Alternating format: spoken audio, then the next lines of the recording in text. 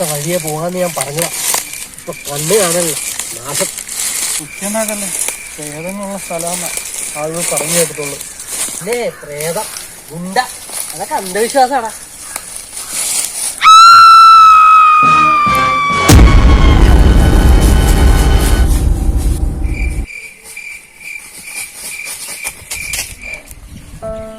പ്രേതത്തെ പേടിയില്ലതോട്ട് പിന്നെ നീ എന്തിനാ ഓടിയത്?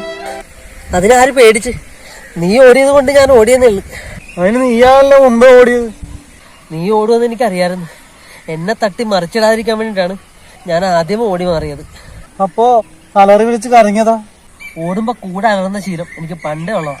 പറഞ്ഞ നന്നായി, അല്ലേ പിള്ളേറ്റം കള്ളം പറഞ്ഞാന്ന് കരുതിയേനെ. നിനക്ക് എന്താ അറിയേണ്ടത്? എനിക്ക് പേടിയുണ്ടോ? ഞങ്ങളുടെ തറവാട്ടിലെ ധീരന്മാര് മാത്രമേ ജനിച്ചിട്ടുള്ളൂ. അപ്പൊ നീ ആശുപത്രിയിലാണല്ലേ ജനിച്ചത്? അറിയാവോ, എന്റെ വകയിലെ അമ്മാവൻ പണ്ട് രാജകുമാരുടെ നെറുകയിൽ ഉമ്മോച്ചിട്ടുണ്ട്. എന്നിട്ട് നെറ്റിക്കിട്ട ഒത്തു കിട്ടിയത് ആളപ്പ തന്നെ ക്ലോസ്. അടിയന്തരത്തിന് 2 കൂട്ടം പായസം ഉണ്ടായിരുന്നു. പക്ഷെ പേടിയെന്നൊരു സാധനം ഞങ്ങളുടെ കുടുംബത്തിലില്ല. എന്നിട്ട് പേടി മാറാൻ വേണ്ടി നീ അരയില് ചടി ജപിച്ച് കെട്ടിയ നാട്ടിപ്പാട്ടാണല്ലേ? അത് പേടി മാറാനല്ല, എന്റെ കള്ളുകൂടി നിർത്താൻ വേണ്ടി അമ്മ ചെയ്ത പണിയാ. പക്ഷെ അതുകൊണ്ട് പ്രയോജനമുണ്ട്. കണ്ട, അപ്പൊ ജപിച്ച ചരലൊക്കെ നിനക്ക് വിശ്വാസം ഉണ്ട്.